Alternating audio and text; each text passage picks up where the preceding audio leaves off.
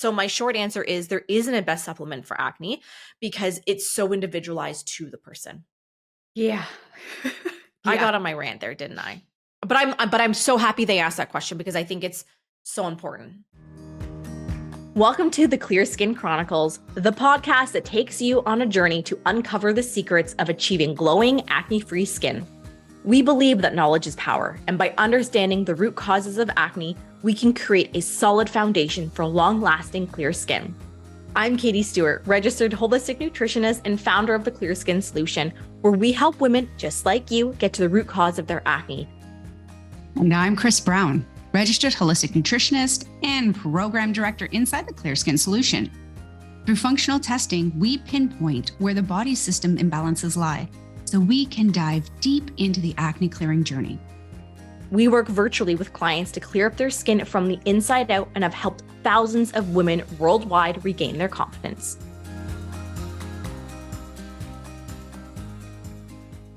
I'm very excited for today. Just going to let you know. Why are we excited today? Well, when am I not Than any other day. Right? Because guess what we're doing today? Well, I know what we're doing today. Yeah, but like everybody else guess. Maybe they saw the title of the episode though. I know, I'm hoping so.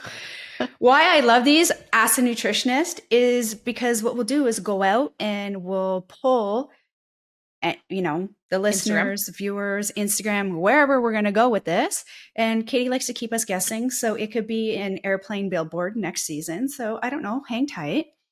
And we're like, hey, ask us any of those burning questions because we get a lot of messages on Instagram and there's a lot of repetitive questions. The great thing is, Katie, honestly, you IG your heart out. So when we see those, I know. I'm still on, guys, 16 weeks of Can IG I just say, break. Chris, I'm not loving the IG break because there's so many reels I've been sending to our group chat that you would love and crickets, okay? You're going to have a lot of reels to catch up on. Listen, I haven't established if I'm going back. Chris Brown, our group chat though. You might just have to text me, old school. Text you the reels. I'll start forwarding you the reels to text message. Have your people send it to my people. All right. So Ask a Nutritionist, why I love this part is because they're candid. They're off the top of everybody's brain. There's a lot of symmetry. And you get to see different perspectives. So my perspective might not be the same as Katie's perspective. And what's great is because we look at, holistic nutrition is huge. Huge. So she might be thinking of one thing. I might be thinking of another. So I said, let's just start with these questions because I'm super stoked. I'm pumped. I actually love getting to do these. These are fun. Do you want to, and we're going to do them in order that way, because we don't have to think about it as they came into IG. They've just been copied and pasted over. We do have the questions. So do you want to start? Do you want me to start? Maybe you start. Okay. Thank you. You're welcome. I knew you wanted to start. Okay. The very first one, just a little question, everyone, just a little one. Small one. Just be tiny, teeny little question. Are there ever any cases where it's not possible for acne to be resolved?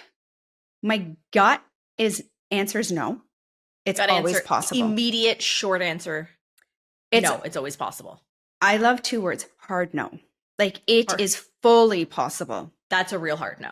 It's a hard no. Why? Kind of do this every day. Mm-hmm. Right? And why I say hard no is because there's a long answer to this as well. It is, and I'm trying to cliff note it, right? So, however, here's the thing. Acne is a symptom. So that means that there was a stress or compounded stress, chronic stress. There's heat, right? If we have red flushing around our face or the acne, if the pustules are yellow or if they're white, if we have cystic acne, if it's down our neck, our back, our body, under our armpits, even around the groin, just the face, the scalp. It really is codependent on body systems and the overall congestion. But this came from a stressor. Mm-hmm. And we all know if asked, what is my root cause? I am going to answer with stress. Nobody loves it. I don't make friends. Nope. But when I say stress, that just means opportunity. Let's find the stressors. Let's get them down and let's move forward, right? Mm-hmm. So why are we going to go after the symptom? The symptom is painting the picture. It is, for me, color by numbers, right? Because I'm not an artist. It's going to be the puzzle pieces into the big puzzle. It's going to be the framework to a new house. So we have to look at what information we're getting from the acne in order for it to be resolved. There are clients that we have. How many times again have we had to say, hey, you know what? Here's the blood labs. Here's an holistic, educated perspective. Discuss it with your doctor, the review of the labs and the findings. And then what happens? We're dealing with autoimmunities. By the time you're diagnosed with an autoimmune, at least a decade, you've been hanging with it. Why? Because everything you've done is go to the doctor and they've symptom treated. Why? Because that's what they do. That's what they know. That's what they understand. So again, this is kind of like a big roundabout, but when you have acne, it does not mean you have to have acne forever. When you have Hashimoto's, it does not mean you have to have it forever. Celiac, sorry, you're stuck. However, yay me. The difference is you can resurface the microvilli and absorb your nutrients better and. So we have a total opportunity no matter what. You know, if you tell somebody they have MS, they can just have that and do their thing. Or you can start to use some of the holistic practices like we do for acne, and we get into diet.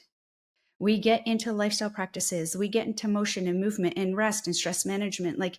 So it's possible.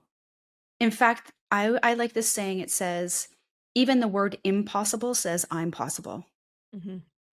So when you look at it, that you have possibilities and you have opportunities, you have no bounds to clear the acne. And I do want to add a piece to this, because I feel like a lot of people think that, oh, if my skin's not clear in this amount of time, if my skin's not clear in 4 months, it's not clear in 6 months, it's not clear in a year, my skin's never going to clear. So it's not possible for my acne to be resolved. When that's not the case. Are there instances where it's more challenging for the acne to clear? Absolutely. You know, we've worked with thousands and thousands of women. There's been really easy cases where their skin's cleared up beautifully in 3 to 4 months. And then there's been other cases where one of our clients, we worked, I think, what was our longest client we worked with? It took her 3 years of consistent work to clear her skin. We did therapeutic protocols, you know, we took little breaks to calm her nervous system, but we worked with her for 3 years for her skin to clear. So is there instances where it's more challenging because there's underlying factors, there's autoimmune, there's underlying viral issues, there's really complex emotional traumas? Absolutely. But just because you have a more complex, challenging case of acne doesn't mean you're stuck with it forever. It just means it's going to take you more time than you want it to. And I think a lot of people equate the time to it's not going to work because, you know, you're impatient. And I totally get that. You're like, I want my skin cleared yesterday. What do you mean after 6 months of me working on my gut health, my acne's not cleared? In some people, that's not realistic because the imbalances within your body are so intensive because of all of the years of damage that's been happening. Yeah. And let's use a different analogy just so people can really piece this together, right? If you have a rescue dog and it was abused, when it comes into your home, it might pee on your floor. It might not know that it needs to go to the back door. It needs to get its surroundings. You raise your voice, it could cower. This is what happens into your body when you start making, like, a new dog in a loving home that has been abused is a safe place. However, does a dog recognize it as safe? No, because the dog has a past that has built up the trauma-like behaviors, the stress-like response. And then what? It knows patterns. So it knows when the voice raises, go hide, right? So your body's the same thing. You start feeding it and you start loving it.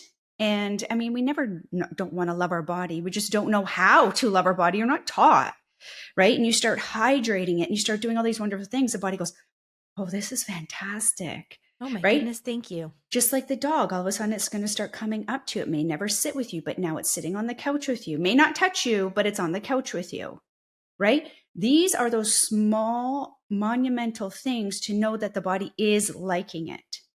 Then what happens is we say, this isn't happening. So I just went out and I ate that chocolate cake. Well, the body, or, we'll see that as an insult and not know really how to, because it's like, why is this happening again? Same as the dog that is getting yelled at. you peed on the floor. Why am I getting yelled at? Right? And why I like that analogy is because it's exactly like that. The body is like an injured animal or wounded animal, and it takes time to nurse. Would you ever, I mean, I don't think I'd take a bird because they have a lot of things growing on them, but I'm just saying, I probably would. If you saw a bird and it had a broken wing, would you just like throwing it up into the sky and say, fly, fly, fly, fly? No, we would use our knowledge, we would research, we would set ourselves up, we would call the vet, we'd work with an expert, and we would get it done. And we wouldn't tell that bird, listen, it's been 2 days. I don't know what's wrong with you. Yeah, why are you not flying? It's been 4 days. I've casted your arm. Yeah. Yeah. I'm sorry that you only need that wing for like span and flight. It's just a little tiny organ. So that's just something I just want to be very cautious of is your body wants to show up. It never wants to do you wrong or dirty or anything like that. So please, please, please, if you have something underlying, we'll get to it. We'll find it. We'll help you find it. You know, like those hard cases, we don't even call them hard in the Clear Skin Solution. We call them interesting. Yeah, they're interesting, right? And I think we've seen that time and time again with our more interesting clients of the complexity and the interconnectedness of all of these different things happening. I always say the acne clearing trifecta, time, patience, and consistency. Those are the 3 things you need in order for it to be possible for acne to be resolved. Yeah, exactly. So I like it. Love the question. Thanks for starting us off with, Love with a doozy. Let's get into the next one though, is should we be eating before bed? What do you think? Well, there's a few things. I think, how about I go digestion, you go blood sugar? I'm down. Do we want to share it like that? Okay. I can even give them a tip. Do you want a tip? Do you want me to share a tip? They always want tips, Chris Brown. Okay, I'm going to tip it. I'm going to tip it. So we don't want to be eating right up until bed, like, you know, I'm stuffing my face with whatever right up until bed. Because what happens is when you're sleeping, your body is essentially cleaning house. It's running errands. It's doing all of its things. But when there's food in the system, your body's one of its number one priorities that on the top of the priority list is to digest the food, is to digest it, break it down, assimilate it, bring it in, flush it out. So if we're constantly eating up until bedtime, we're diverting a lot of energy away from running its errands and house cleaning and sweeping the floors and dusting the shelves if it's constantly having to digest all the time. So in an ideal world, you know, refraining from eating 2 to 3 hours before bed. So if you go to bed at 10, oh, I got to do public math, 9, 8, 7. I count on my fingers. Anybody else still count on their fingers as an adult? I do. Well, not openly. I was like, do. You know, math isn't my strong suit. So, you know, if we're going to bed at 10, let's maybe stop eating around 7.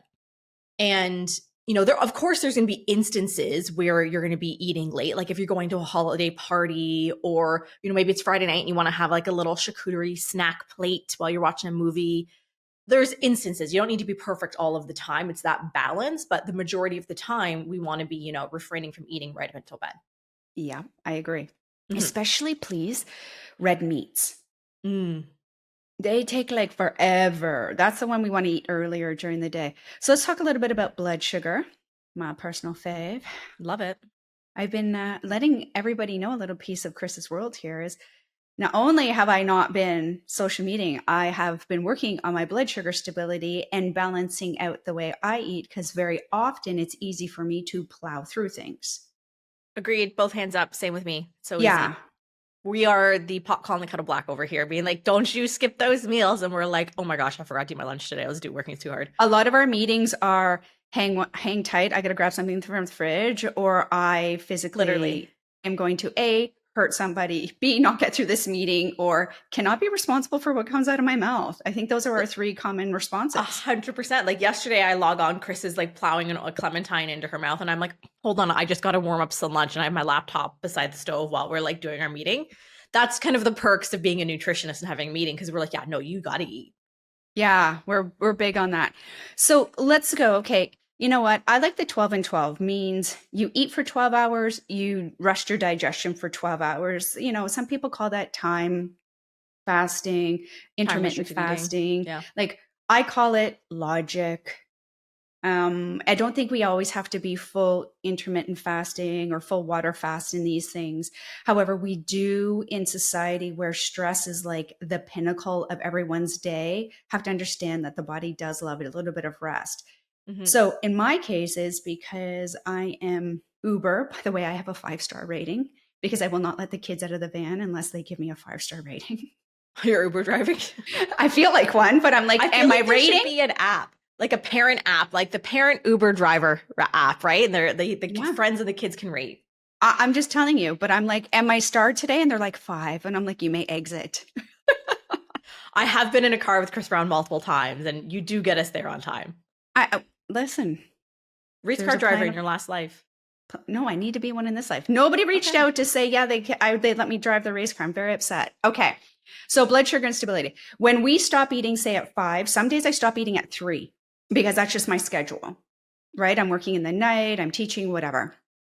So what happens is if you start noticing that you are doing a 12 and 12, or you're stopping eating around 5, 6, 7, and you go to bed at 11 minutes, whatever it is, it's been at least 3 hours or more since your last meal, and you're waking up in the middle of the night and you're a little bit hungry, or you don't know why you're waking up. By the way, we don't tend to wake up to pee unless we've had an excessive amount of water.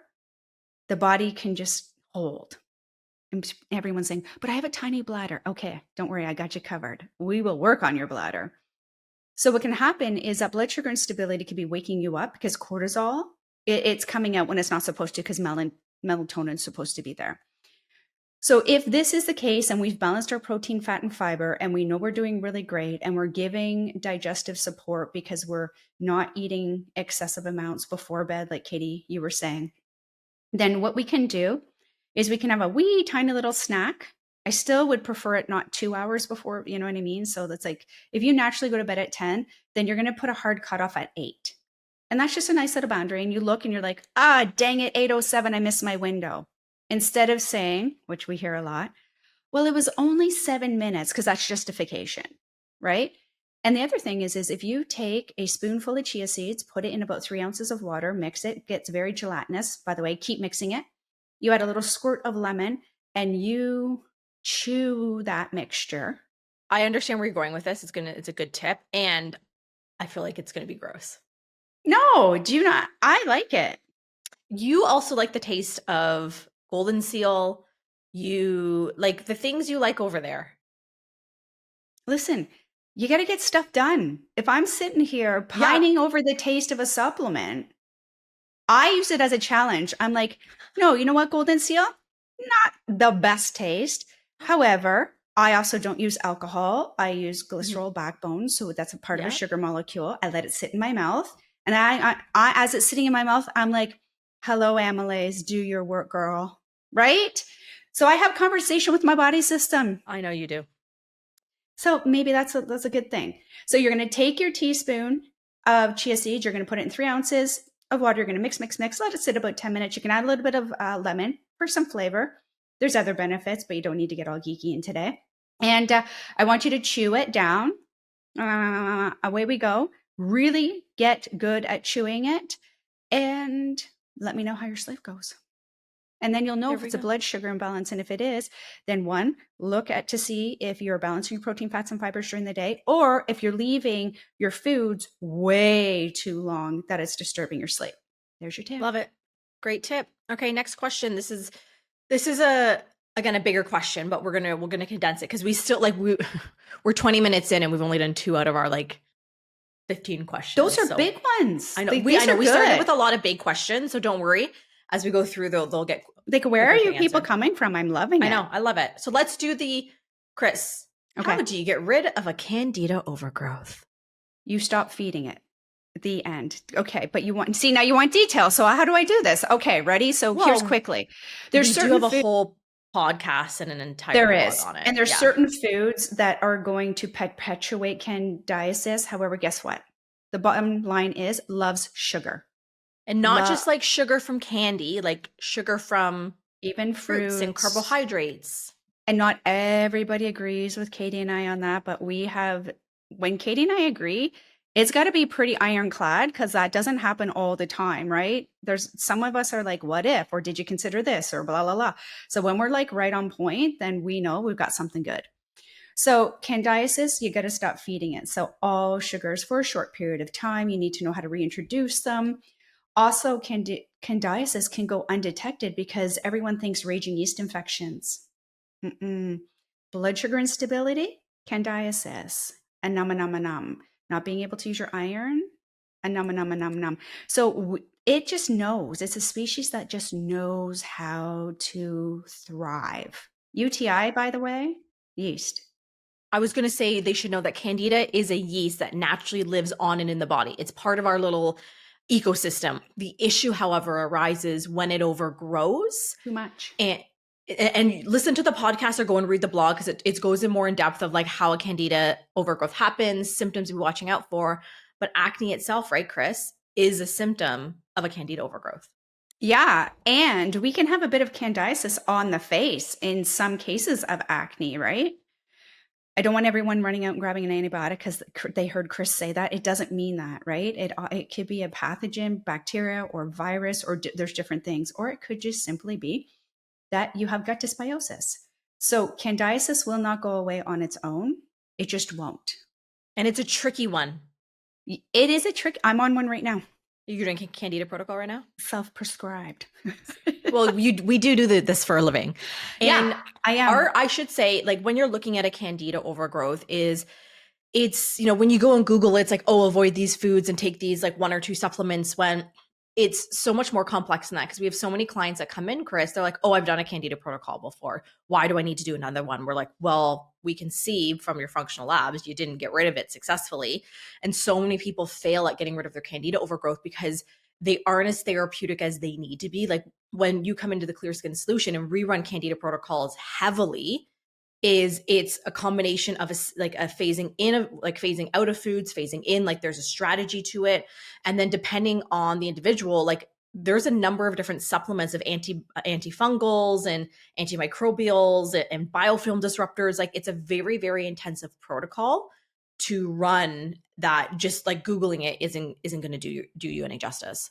No, when we look at our protocols every year and do a full refurb at least every 18 months because information is changing. Sometimes even we may have to do it earlier. Supplements, everything, right? There's new supplements, there's discontinued supplements. Oh my gosh, do we not get it all?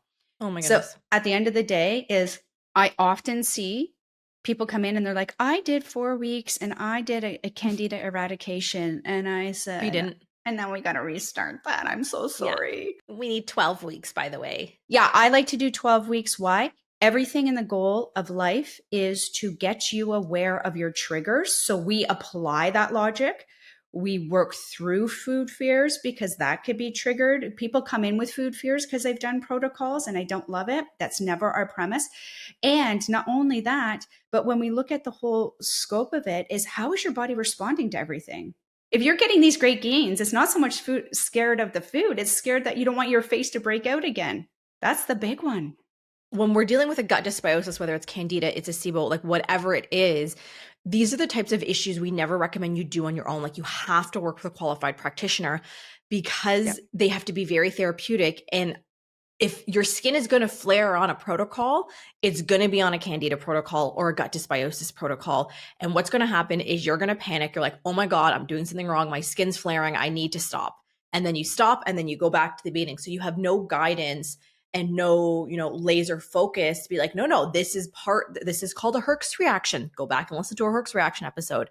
You really need to have somebody in your corner that knows what to look for when you're doing these protocols. And just as the last little one is people on a gut protocol of any kind of eradication of pathogens, and they do really well, estrogen tends to go away, estrogen dominance.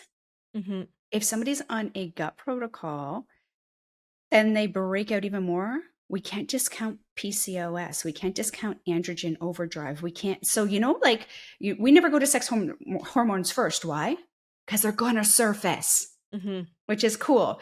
So yeah, please work with somebody. I mean, we'd love to have you. And, I'm cruel, so it's okay, but it'll go away. Everyone's like, oh no, I've got microbial protocol. But then I That's love when fun. people start doing it, and so many clients are like, oh, this isn't as hard as I thought it was going to be. And like, I feel so much better because so many of your additional symptoms for a lot of people are relieved after going through, a Candida protocol. So, all right, next question. What foods should I avoid that are bad for acne? I This is feel a like big this one. is your entire Instagram. Go. This is my entire Instagram. Let's do it. So I never want to say that there's bad foods out there. Okay, unless we're talking about like Pop-Tarts or like Mountain Dew. Like those really, I don't see But those you as also foods. said whole foods. Yeah. When it comes to whole foods, these are like foods without ingredient lists that grow from the ground, that come from nature. There aren't foods that are inherently bad for acne. The issue arises in the disruption that's happened to our gut health because of the standard North American diet that we live in, the pesticides in our food and our water, just being alive in this time, this time in human civilization. So it's not that there's foods that are bad, it's that they're triggering inflammation. Mm-hmm. So when we're looking at foods that trigger inflammation, they disrupt the gut lining, they feed candida, they, can lead to leaky gut, all of which inflammation equals acne. That would be for sure conventional dairy. So that highly pasteurized, nutrient depleted dairy, that's going to be a big one. There is a lot of talk around the raw dairy community. Raw dairy people, please don't come at me. So when we're working with our clients, when we're doing therapeutic protocols, we put a hold on all dairy, whether it's conventional or raw. And then when clients want to start bringing things back in, we'll start with, you're like, hey, you want to bring in dairy? Okay, let's start with a raw dairy. Let's start with a raw goat cheese. Let's see how your body handles that. And smaller animal. Smaller animal, much smaller animal, a sheep, a goat, things like that. So for sure, the conventional dairy, gluten, absolutely, especially here in North America, because we've just destroyed the crop, laced with pesticides, is just disrupting your gut, autoimmune issues, so many things. So dairy, gluten, processed refined sugar, so white sugar. Instead of opting for the white sugar, let's maybe go for a raw honey, a maple syrup, a monk fruit, coconut sap, all of those lovely options that haven't been heavily refined and heated like a white refined sugar, because that's just causing a whole bunch of inflammation in the body. And then I would also say another one that kind of goes alongside gluten would be corn, especially like the non-organic corn, because it's so inflammatory, highly sprayed crop, and something called cross-reactivity can happen where the body actually mistakes the protein in corn for gluten. So I would say those were four. Like corn's kind of like a bonus one, but I would say conventional dairy, the gluten, and the processed sugars. Oh, refined vegetable oils. Lord have mercy, the refined vegetable oils. What's left? I'm going to go there because I don't want my house egged. Are eggs okay? Never mind. That was Pandora's box. That was just That's a me being Pandora's jerk. box. And people are like, oh my God, Katie, what do you mean no gluten, no dairy? I'm like, well, here's the thing is when you're dealing with acne, remember this is a short-term gain for short-term pain for long-term gain is where I was going. Where if you broke your arm, you would have to cast it, wait, the cast comes off, you do your exercises to regain full mobility so you can go back playing sports. The same thing happens when it comes to acne and foods that are triggering our acne is we're going to temporarily refrain. We're going to work to repair and heal. And then once we're in a good spot, let's reintroduce in small amounts with that 80-20 approach of balance if you still wish to have those foods in your day in a way that's going to work for your body. I like it. Anything else? I'm going to add soy. Oh, yeah. Why I want to is because it's a leading GMO in the United States of America, which means distributed to who? Definitely Canada and bordering states, like countries. And why that is so you can look for organic. However, corn, here's the thing, corn and soy, I'm not sure there's organic. I don't want to burst anyone's thing, but I'm really struggling to find publications where it's not. Because there's documentaries on no seedlings from old school soy. So I don't know how that works, but it's not that's just my brain going. And it's not for everybody. If you're vegan, of course, let's go organic, please. At least we're going to look at that, right? And again, let's remember that we can have some balance in life. Like if I'm going down to Mexico and there is beautifully made tacos out of hand-pressed corn, I'm not going to say no. I would say no. You would say no. I would still indulge in a taco here or there if I was down on vacation. But if I'm at home, like in my house, we don't have any, like I don't eat corn. I don't eat. Yeah. Yeah. And again, for everybody listening, see the difference there. It's like, I'm like hardcore no to the corn because I know how it works in my body. Katie's like, okay, I can do it in moderation because it's okay in my body. So we're different. We don't need to run the same plan. There's going to be specific things like if I get gluten, which I did a couple of weeks ago with a supplement, it's going to affect me a lot different than Katie, who's going to be maybe ambulanced to the hospital in dire straits, praying for death. That's the thing. Cause for me, you know, I used to be hardcore, like no corn, but now I'm like, okay, don't eat it like 99.9% of the time. But if I'm somewhere where it's like an authentic made like taco, cause I love them, then okay, sure, I'll have it and I'll take my digestive enzymes. But that's because at this point, you know, I've kind of looked for a little bit more balance in my day to day. So yeah, go in and out moderation. I just saw the next question. I know. I'm going to let you answer because I know I have to answer this because it's about poop. And we know you love your unicorn poops. So I only have a few bowel movements a week. Should I eat more fiber? It's more than just fiber. One, what is your water source? Are you drinking enough water? Yes, there's a mathematical equation. Let's put down the calculators or fingers for others so that we don't have to math, right? What we'll do instead is check your urine. We've talked about this. We have podcasts on poop and all of these wonderful things. So let's look at specifically, is your urine a very, very light pale? A little bit darker, drink more. A little bit lighter, like white, drink less. And you're going to eat that with fiber. Why? Because they need each other. And the fiber is going to create the bulk and the water is going to do the extraction process. So you don't have rabbit turds coming out at the other end if you're lucky to even get some of those. Because if somebody is having only a few bowel movements, I'm pretty sure they are not job well done. They are not like high-fiving yourself getting off the toilet. There's not unicorns coming with sparkly dust. There's nothing happening there. Nothing. However, I would also, it's a few a week. I'd be looking for food intolerances. I'd be going after the stress. I'd be looking at the sleep pattern. I would be definitely the foods, right? Because it's like this. If you have a room full of balloons and I fill it for your birthday and you open it and you can't even see your present because it's like everything's a balloon. Even if you touch the wall that has buoyancy, it pushes your hand back. That's the body in an inflamed state. So you're not getting to the present, and your present is poop. Katie's present is probably a jewelry box or something. So either way, you both want it, right? Chris, I feel so personally attacked right now. No, but it's true, right? And I'm just teasing, but you know what I mean? It doesn't matter. What I'm showing as motive is you would want your present, right? And you would figure out a way to get through the balloons.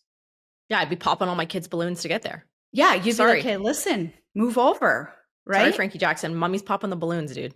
There, exactly. So the same reason is please watch your bowel movements. Magnesium citrate is a nice little additive that you can add in. But this is a deeper question. This is more about what inflammation is happening in the body that was caused by specific stress, and where's your stress, right? So I mentioned all of those. So can you eat more fiber? I can't really answer that directly to you. Why? Because I don't know what your fiber intake is now. What I can say is your fiber that you want, because you can get 4 cups of water from fiber foods like celery and cucumbers and lettuce and all of these wonderful things. Anything that grows into the ground, it's going to have more sugar and it's drier, less water. Anything grows above, more water. So check that out. And we should also note that I think a lot of people equate fiber to whole grains. When there's fiber in fruits and vegetables, like you can get a great amount of fiber from raspberries as well. With water in it. With water in it, right? And another thing is you have to be looking at, well, is there gut dysbiosis that's also contributing to the constipation? Is there low stomach acid where you're not breaking your food down? Or you have low digestive function? So there's so many additional questions that need to be asked behind, oh, I just need to add more fiber. Yeah, balancing protein, fat, and fiber, and can you emulsify them? That's going to be the big one. So for the next question, Chris Brown, did you want to like go for a walk? Did you want to? Oh, no, it says birth control. I'm out. Yeah, she's like, I'll BRB. Yeah, I'm going to go up and out while Katie handles this. I'm just going to put a little disclaimer in here. I pre-apologize for what accidentally may come out of Katie's mouth when she gets a little bit I'm just gonna crack fired my up. back here so I can get ready for the she's warming up for this question. Warming up, doing my stretches, everyone. Okay, question. I'm about to come off the pill. How do I avoid post-pill breakouts? So I'm trying real hard not to get on my soapbox here, you guys. We have an entire podcast on post-pill if you want to go and listen to it. So when we've taken, I'm trying to condense this in my brain before, like there's like 65 tabs open. I'm like, oh my gosh. When you do it just all like, where do I want to go first with this? So we have to remember when we take the birth control pill, and I took it for a decade, so I feel you on this. It disrupts your gut's microbiome. It overwhelms your detoxification systems like your liver.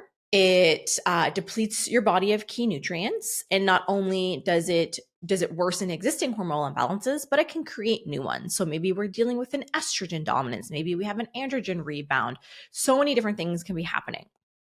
Now, these things need to be fixed, but we need to fix them in the right order. So many people come off the pill. They're like, oh my God, I just need to fix my hormones. I need to take this hormone balancing supplement and all of my problems are going to be solved.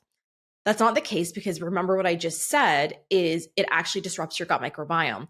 So many of our previous pill users, post-pill clients, have a massive gut dysbiosis. So this is why so many women fail at balancing the hormones coming off of the pill by just taking, that hormone balancing supplement that a skincare company has or that an Instagram influencer has, because you're so far downstream that you're not up here. Like it's like you're trying to figure out what's causing the jam in the river, but you don't realize that there's a whole bunch of beavers built their homes up here that you didn't go and take a look at. I know that was the most random analogy I could have given, but you are so Canadian. So Canadian with my beaver dams, right? I love beavers. They're adorable. Okay. So what do we need to do is, for a lot of our clients, there's two ways of doing this. Is some of them have come to see us. They're like, I stopped the pill. Now what do I do? So this is where we're going to start digging into a little bit more work. Maybe we're running our HTMA for sure. Like if every client that comes in, we're running our HTMA, seeing what's happening. But if we do have clients coming in, they're like, hey, I want to come off the pill. Is there a way to transition this? So what we usually do in the transitionary phase is we're like, yep, let's start getting some great anti-inflammatory nutrition. Let's balance your blood sugar. Let's make sure you're pooping so you're getting that excess estrogen out. Let's really start loving up that gut health a little bit. Let's do that for, anywhere from 30 to 60 days. And then let's get our HTMA. Let's see what's happening. Then we're most likely going to have to go through a Candida protocol, gut microbial, something to rebalance our gut microbiome for a few months. Then let's see how your body's doing. Do we need to be doing some type of deeper liver lymph kidney detoxification, metabolic detox type of detoxification? After all of that, you can see we haven't even touched your hormones. So really what needs to happen is we need to be getting down to that root, and we need to be looking at the gut and the detoxification, because those are going to be opening up the proper pathways to allow the hormones to start filtering themselves. And then at that point, that's when we can start looking at hormones. And for a lot of times, your hormones have oftentimes balanced themselves by that point. But if they haven't, then there's other things that can be done. Did I answer that okay? Did you think I didn't go on a tangent too hard? Well, I'm here and I'm awake, so I think it's good. Mm-hmm. So that was a big question, but I highly recommend go and listen to our post-pill podcast. And I'm thinking in the new year, Chris, I'm going to do a free workshop on post-pill. I think it'd be a good topic. So if you're listening, you think that would be a good topic, show up in my DMs. Let me know if you love that idea or not. Okay, next. Is there a connection between PCOS and acne? Yes, absolutely. Yes. Short answer. I always like to just lead with a short answer, right? So PCOS is going to be the excess androgen hormones, such as testosterone, that can absolutely trigger acne. It is not just specifically that route of the testosterone, the free or total. It can also be a factor called the 5-ADHT, often never issued in blood labs, right? The other thing is we have to look at, so one, that's high levels of androgens, and that's PCOS. The other little nugget that always kind of gets left out is blood sugar instability, because in our world, PCOS is blood sugar instability. Blood sugar instability exasperates hormone dysregulation, and testosterone. If we can't even emulsify our fats, testosterone and estrogen, precursors of the parent of DHEA, what do? They like go on vacation. They leave the door unlocked. Somebody's having a party in your house when you get home. It's just the constant disarray. Mm-hmm. So absolutely. Is there a connection between PCOS and acne? Yes. And that is what we call true sex hormone acne. Can estrogen play a factor? 100%. However, it is usually not the precursor. So at the end of the day, balance the blood sugar stability, watch the androgen activity, get the right testing in order to support what pathways. Oh, and by the way, because this just annoys me, PCOS is not a life sentence. You need to get retested, added into your yearly. Thyroid could be interconnected. So, there's, again, this is where labs come in, and so many people come in and they're like, I diagnosed myself with PCOS or I have high testosterone. ChatGPT told me I have PCOS. You have enough check boxes that say, yes, I do, yes, I do, yes, I do, yes, I do, yes, I do. That's how they diagnose anxiety and depression, right? Checkbox, ADHD, neurotransmissions, these types of things. So at the end of the day, the answer is, yes, it is. However, I also see people come misdiagnosed. There wasn't an ultrasound to confirm. That's what is needed. They don't have blood labs. They have sebum production that is in excess, and or they have it down their neck. So automatically, guess what? Dun, dun, dun, dun, dun, you have PCOS.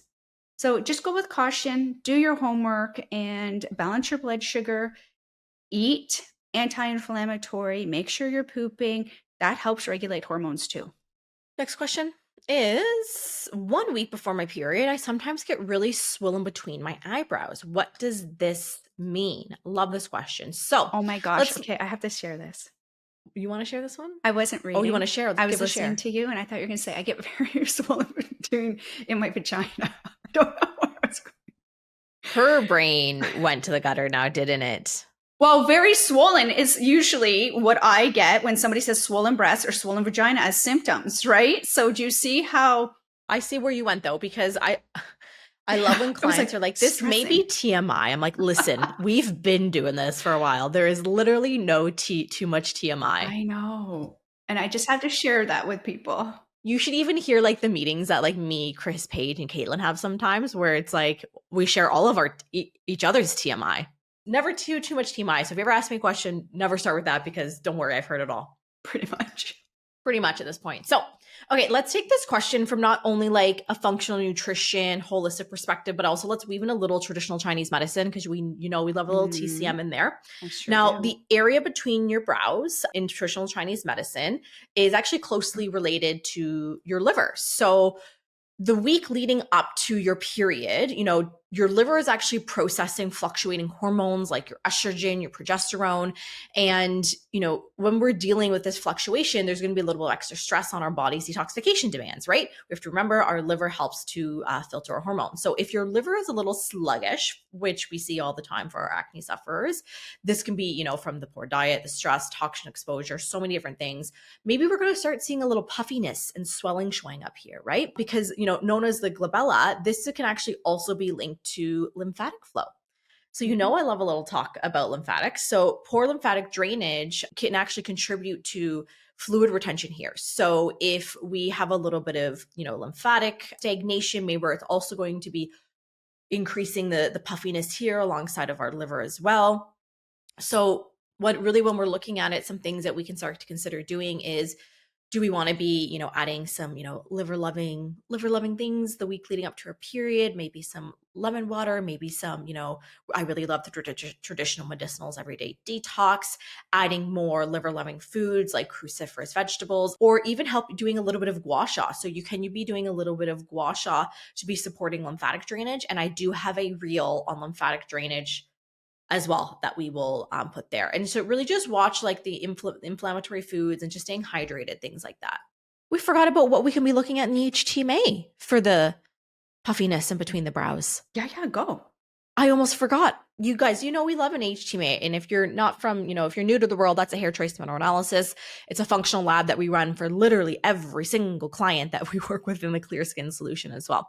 So when we're looking at some ratios that we could be looking at, Chris Brown, we love a good zinc copper ratio. I do. love a good zinc copper ratio. Maybe we could be looking at the sulfur, the selenium, the manganese. Those can all be minerals or ratios that we can be looking at when it comes to the puffiness there. Yeah, just think detoxification, metabolic functions. Where's your energy, right? There's a little nugget too. Yeah, I love it. I like my micronutrients, not gonna lie. So HTMA, kind of near and dear to my heart. All right, up next. Ready? What test can I ask my doctor to find the root cause? If you ever enter a doctor's office, please do not ask for your root cause. That's a never hard no. ask. They're gonna look at you like you're nuts. Right. There is, I could have swore, did we not do a full, we did a podcast, maybe season 1. The right way to test for acne. Yeah. Something, let me show notes. Guys, this is another big show note heavy episode. Yeah. However, just very quickly is I love a full lipid panel. So that's going to test the cholesterol, right? Love it. Cholesterol is a precursor to sex hormones. It's a precursor to bile, so how you can even break down your fats. And it's a precursor to even those adrenal-like behavior hormones.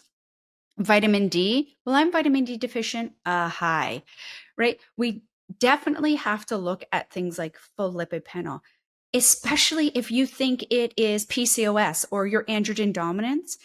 Why don't we see what the fats are doing first? Because if you can't emulsify your fat, guess what? Nothing's happening, 50 plus. Full thyroid panel, including antibodies, C-reactive protein, IGF-1. What the heck is she talking about? Insulin growth factor 1.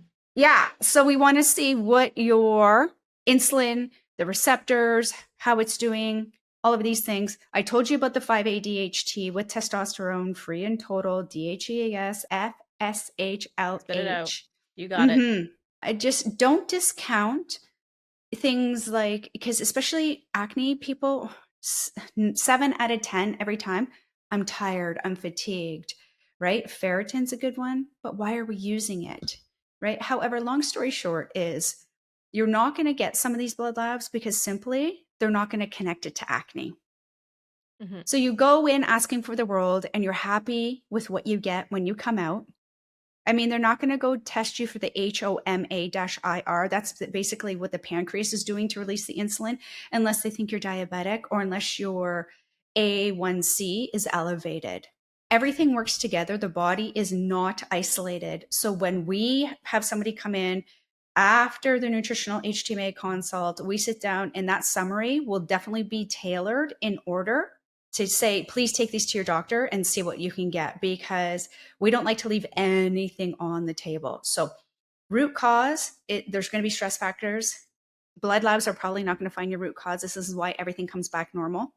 Yes. Also, this is just a little nugget of some blood labs that I would recommend. To also remember yearly in a checkup, you should be having blood labs to see what's going on. Blood is only circulating, so whatever's circulating at that time. You can do Dutch functional tests. You can do GI maps. You know, those are probably going to be a little bit more detailed into what you're looking for, as in quote unquote that root cause. Not so much the blood labs, but I do love like hormones. I do love hormones to come in blood. That it's got a pretty sexy. I like seeing them together, right? Like for us in the Clear Skin Solution, you know, we run an HTMA that shows those bigger imbalances happening in the body that are causing your acne. So whether it's an HTMA, I really love an HTMA to start with. If there was another test you would add on to the HTMA, I would say a GI map, because that's going to be looking at your like the different species of bacteria and yeast and parasites in your gut. So that's going to give some really great insights. Like Chris said, a Dutch test. We generally don't start with a Dutch test for our clients, but I love, like I myself run a Dutch test on myself every year. So I think when you can do the blood labs alongside a functional test, this can really give you a lot of insights into the inner workings of your body. Yeah, it delineates the what ifs. Yes.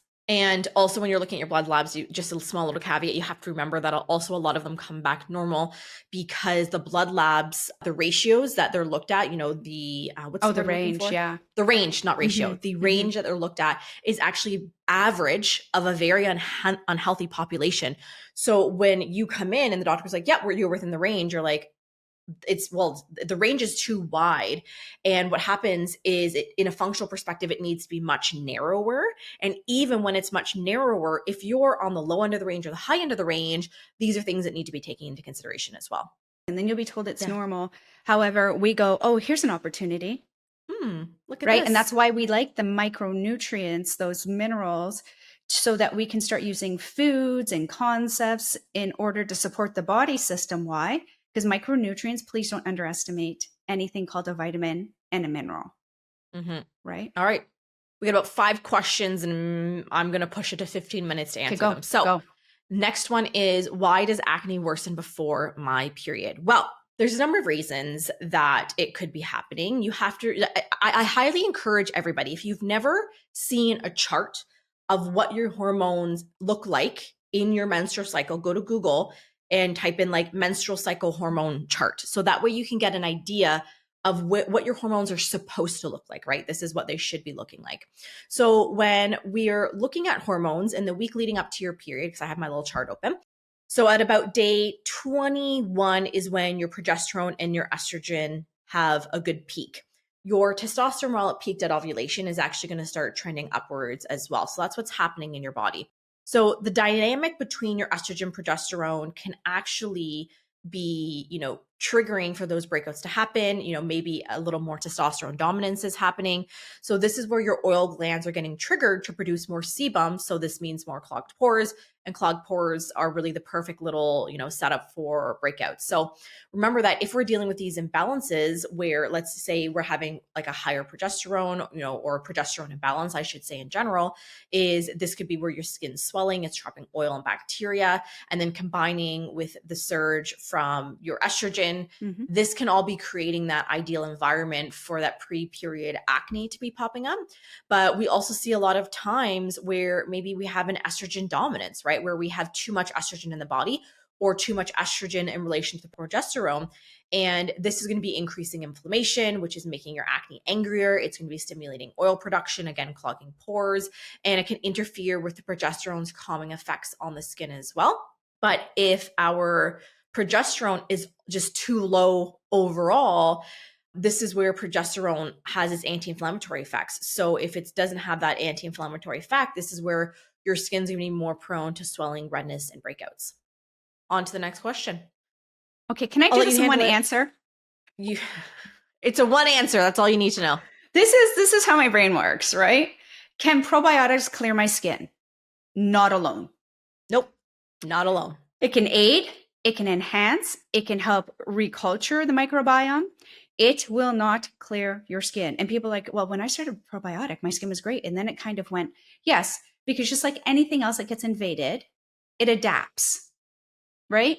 So no, probiotics aren't going to clear your skin by themselves. Remember, supplementation is required because it's voided from something else. So there's a big gap of why we need. Outside of that, if you have SIBO, if you have infection or something, you might not be able to use probiotics at the beginning. So knowing when to add, knowing what strains and, how many CFUs, so colony forming units, so 50 billion, 100, these types of things. Probiotics can also, I don't want to say force a detox because that's not the right premise, but just for today, it can assist clearing things out. And that can just, if your body's already using your skin as a tool to eliminate toxins, I've seen probiotics also perpetuate acne, not because it's the devil, but rather it's saying, hey, by the way, look what else is going on in here. So yeah, that is my very short answer for that one. And guess what? We have a whole podcast on probiotics as well, you guys. I think we do. We literally have a podcast for pretty much every question here. Okay. I love this next question, and it's red light therapy for acne, benefits, negatives, and best practices. So we love red lights. Like I have a red light, Chris has a red light, Paige has a red light, half of our team has a red light. Bruno uses a red light.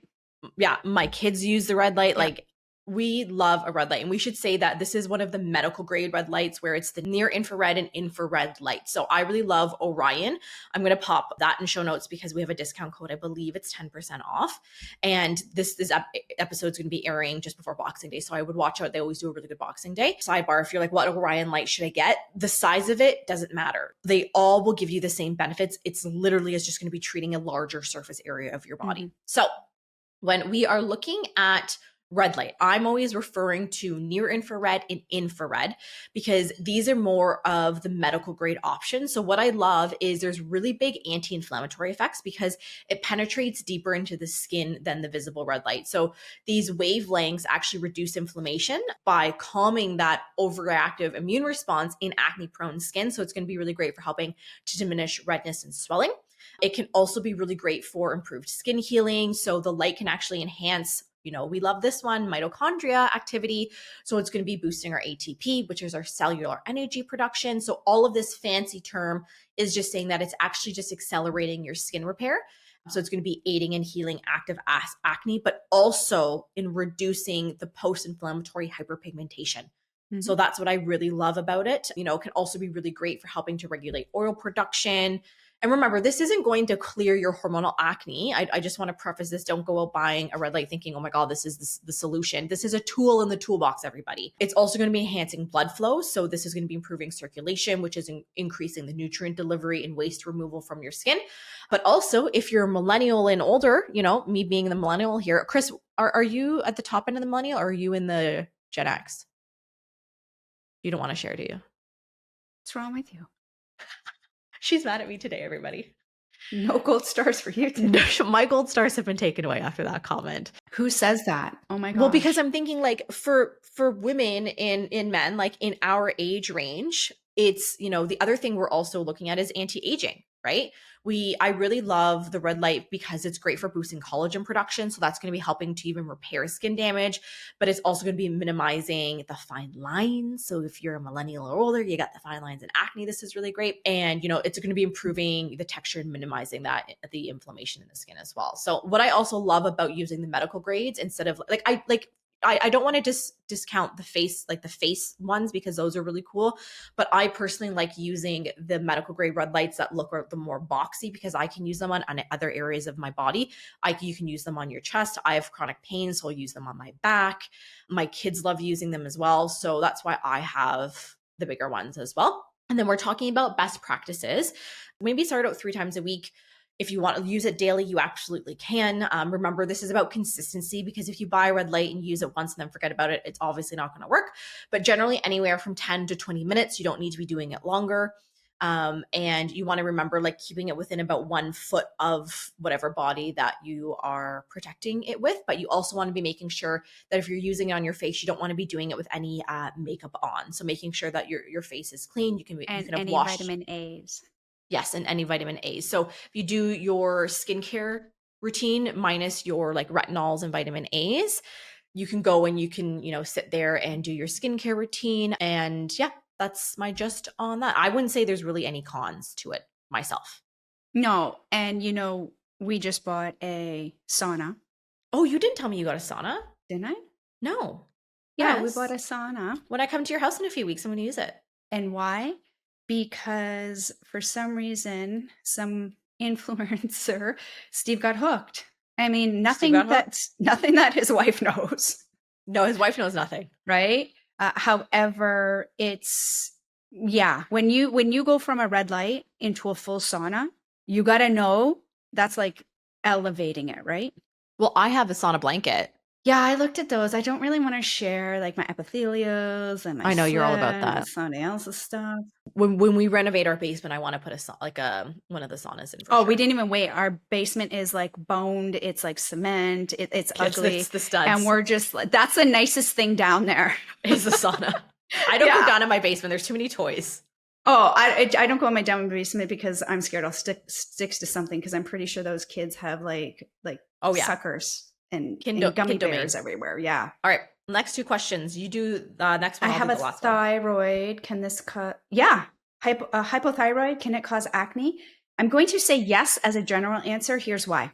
Remember, Stress equals inflammation. Inflammation equals signs and symptoms. Signs and symptoms then is going to equal disease, disorder, and illness. So by the time we have a thyroid issue, we are already at disease, disorder, and illness, that category. So the fact is if you're getting acne, it's a sign that something. So instead, we know, and we can revert thyroid, right? There's so many medical practitioners out there that say, yeah, it can be done. So always just keep that hope. It's not a promise. It's just do your research. So if we go backwards, know that you're getting acne as you're also cold hands and feet. You probably have hair loss. You're lethargic. You talk like a man in the mornings. Like, it's all the things.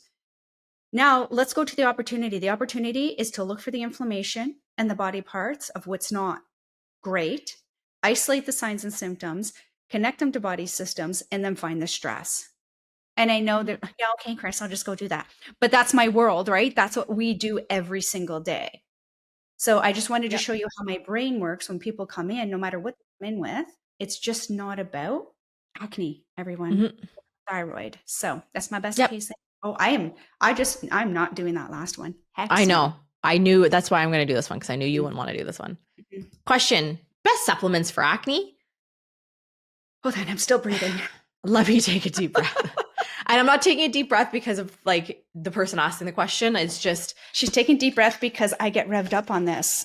Also because this question, like, I don't want to say this question irritates me. It irritates me because of the social media. That's what's irritating about it, is so many people think I just need to take these 2 supplements, whatever supplement this influencer, TikToker, whatever is recommending, and all of my skin, or what Google or ChatGPT told me. So remember, there isn't a one-size-fits-all approach to acne. It's not like you need to be taking a zinc and omega, a probiotic, and a hormone balancing supplement, and then that's the supplements you need to take to clear your acne, because it's not the case. We don't have a single one of our clients, and I think we're close to 3,000 clients at this point, that have ever all taken the exact same supplements for the entirety of the time they were with us. Have maybe they taken a similar probiotic, or they've taken a similar of this, sure. But the overarching therapeutic protocols they take, nobody's taking the same things, because you're a unique individual. So you need to take a tailored approach, because this is where I think a lot of people are just wasting their money on supplements, because they're told, oh, no, you just need to take this adrenal supplement. You just need to take that. Well, your acne root causes aren't going to be the same as the next person. So there isn't a single one you need to be taking. So this is why I never want you to start supplementing for acne without functional testing, because you're just throwing spaghetti at the wall trying to see what sticks.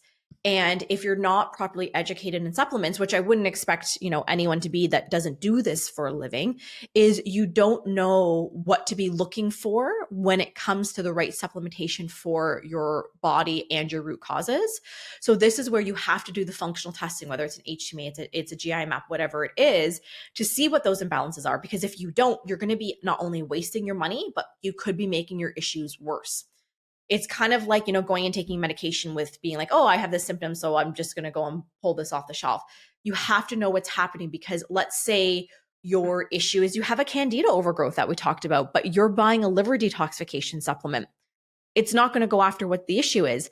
Or in the hormone balancing, you're like, oh, I'm just going to take this hormone balancing supplement that's actually for an estrogen dominance, but you really have low estrogen. So you're going to be making your issues worse. So this is why don't blind supplement, because you need to know what's happening. So my short answer is there isn't a best supplement for acne, because it's so individualized to the person. Yeah. I got on my rant there, didn't I?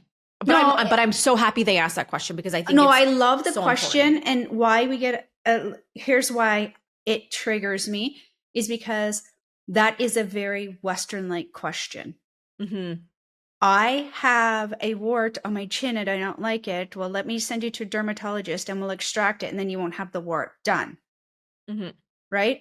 I have a raging yeast infection. Okay, here, take this antibiotic. And then, oh my gosh, I got it again in 3 months. Right? Supplements are part of the resolution. Part. So please never underestimate that. We are way more than a single part. So you don't walk around and you go, hi, meet my pinky. Right? So at that point is just mind, body, spirit, take it as a whole. embrace it. There's a ton of stuff on this podcast. We get clients all the time. They're like, I was listening and I tried to apply it. I just needed a little bit extra more support. So this is why I'm here. And they're like, I was able to get XYZ in 2 weeks, but then I wanted more. Because why? They got the motivation. Yeah. Right. So just remember, you're a work in progress. And we actually also did that supplement podcast last year. So I'll link that. Go check the show notes, you guys. I think I got like 15 things in there for you. Just take the weekend. Just take the weekend. All right, everybody. Enjoy your rest of your day. We will see you next week on another episode of The Clear Skin. Oh, before I finish. What? Next week is Christmas, so we're airing the episode early. We're not airing it on the 25th, which is Christmas. We're airing on Monday, which is the 23rd. So just know. Yeah. Just put it out there. All right, everybody. We'll see you next week. Thanks for hanging out with us this week on The Clear Skin Chronicles. We'll see you next Wednesday with a brand new episode. Remember to subscribe to the show and drop us a review. Sending glowing vibes your way, Katie and Chris.